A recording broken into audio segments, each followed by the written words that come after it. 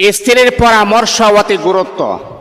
স্ত্রীর কাছ থেকে মাঝে মধ্যে পরামর্শ নেবেন, কারণ আল্লাহর হাবিব বিশ্বনবী সাল্লাল্লাহু আলাইহি ওয়াসাল্লাম তিনি ওনার স্ত্রীদের কাছ থেকে পরামর্শ নিতেন।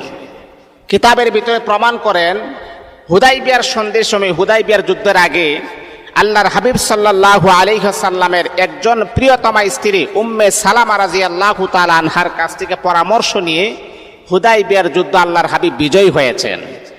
এজন্যে মাঝে মধ্যে স্ত্রীর পরামর্শ নিবার চেষ্টা করবেন, কারণ আপনি যখন আপনার স্ত্রীর কথা শুনবেন, তার কাছ থেকে যখন আপনি পরামর্শ শুনবেন বা নিবেন, দেখবেন আপনার স্ত্রী আপনাকে মন উজাড় করে ভালোবাসবে। কারণ সে চিন্তা করবে, আমার স্বামী আমাকে অত্যন্ত মহাব্বত করে, আমাকে একজন ইম্পর্টেন্ট লোক মনে করে, আমাকে একটি গুরুত্বপূর্ণ লোক মনে করে, এই জন্যে আমার স্বামী আমার কাছ থেকে পরামর্শ নেই। এই জন্যে এটাও রাসূলের কিন্তু একটা সুন্নাহ যে স্ত্রী